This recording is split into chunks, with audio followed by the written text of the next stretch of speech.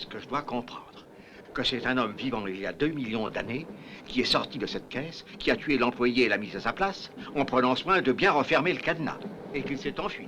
Oui, il semble qu'il soit revenu à la vie, parfaitement. Allez, enfermez-le.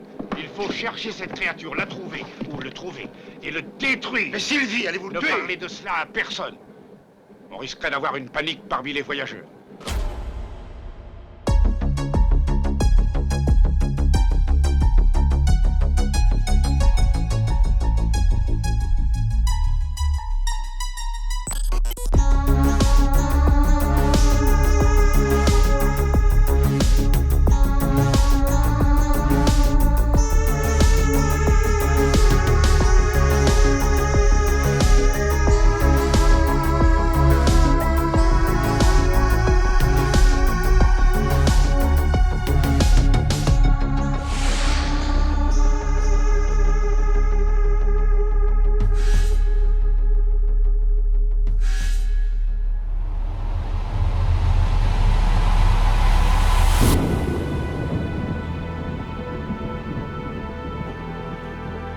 Soyez les bienvenus, on se retrouve aujourd'hui pour une vidéo consacrée à Terreur dans le Shanghai Express, film espagnol, britannique et américain de 1972 réalisé par Eugenio Martin.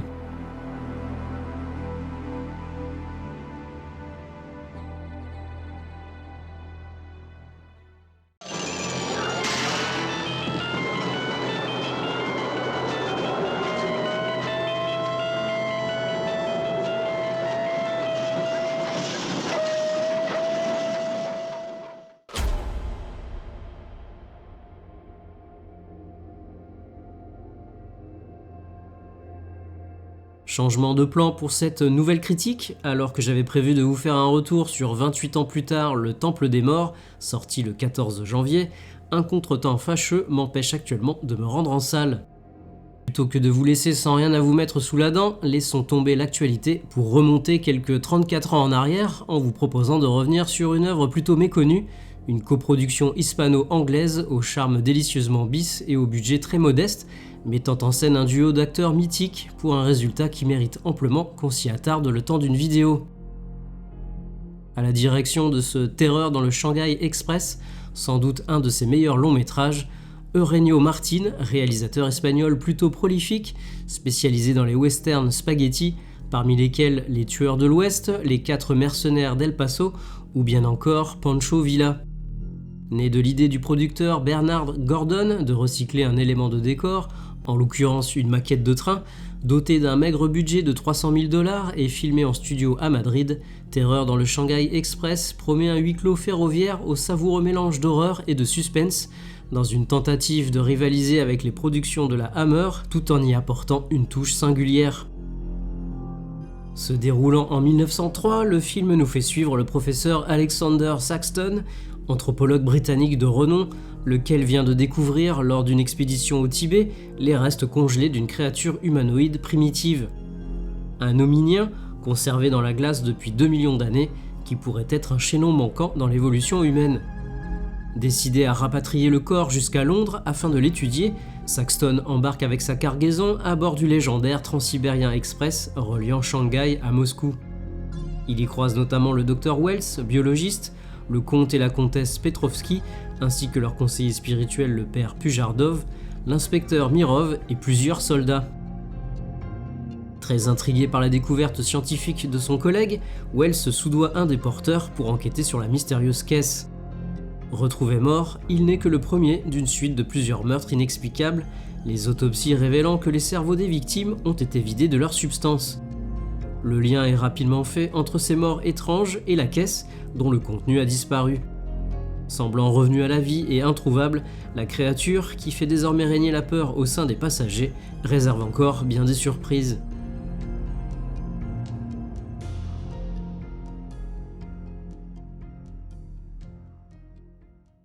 La bête n'est pas morte. Je lui ai mis 4 balles dans le corps. Vous croyez que Lucifer peut être tué avec des balles? Satan est en vie. Le diable est parmi nous. Le diable est en nous.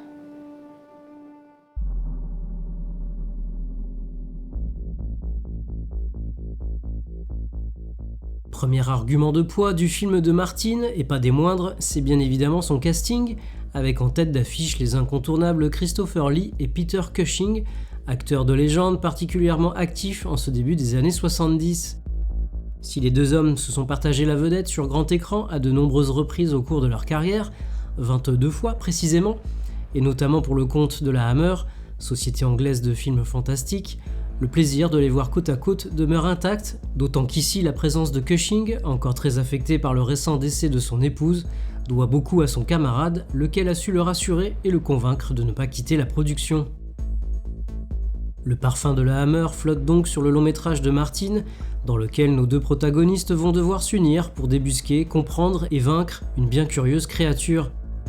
Un paléontologue d'un côté, un biologiste de l'autre, tous deux ayant semble-t-il un passé commun tumultueux, mais qui n'en demeure pas moins des scientifiques.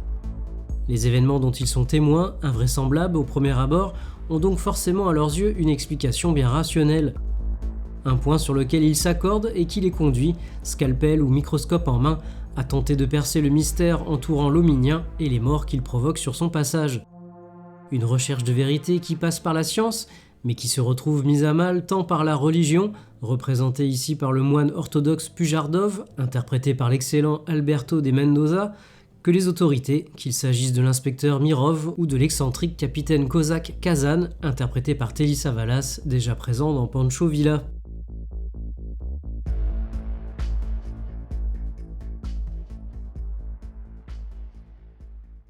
Est-il vrai que vous soyez médecin?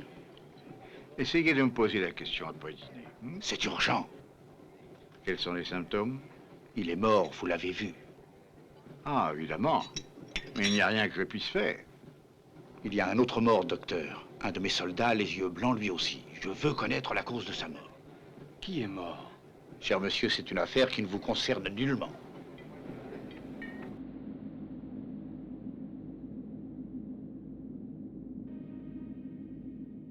Avec son histoire de créature fossilisée, sortant de la léthargie dans laquelle elle était plongée depuis des millions d'années et massacrant les malheureux qui la croisent sur leur chemin, Terreur dans le Shanghai Express ne fait pas forcément dans l'originalité, mais parvient à maintenir l'attention du spectateur grâce à la bonne gestion de son rythme, de sa tension et de son unique lieu d'action, un train traversant des tempêtes de neige et régulièrement plongé dans l'obscurité.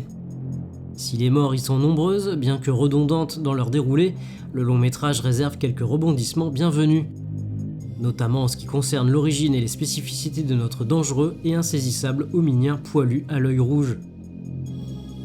À l'épouvante, le film mêle alors la science-fiction et le thriller paranoïaque, nous entraînant dans ce qui semble être une variation du roman court La Chose de John W. Campbell, publié en 1938. Y empruntant l'un de ses éléments les plus importants, une caractéristique de la créature reprise dans l'adaptation qu'en fera d'ailleurs John Carpenter dans The Thing 10 ans plus tard, le film de Martin conduit nos deux scientifiques à mener des examens auprès de chacun des passagers du train afin de détecter certaines anomalies, les symptômes d'une maladie contagieuse et fatale, et donc de débusquer un intrus dont la nature, l'origine et le mode opératoire apparaissent comme la vraie source de la peur.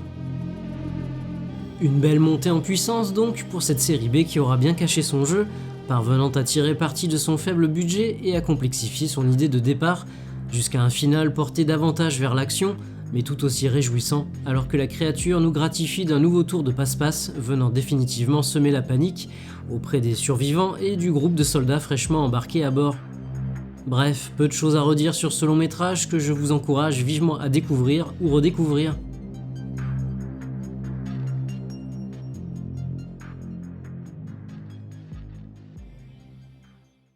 Vous êtes un excellent détective. Vous avez découvert la vérité, sauf évidemment chez qui s'est réfugiée la créature. Ça ne saurait tarder. Ceci ne sera peut-être pas inutile. Bonne idée. Si vous restez ensemble, c'est bien. Mais qu'arrivera-t-il si l'un de vous est le monstre? Le monstre? Nous sommes anglais, voyons.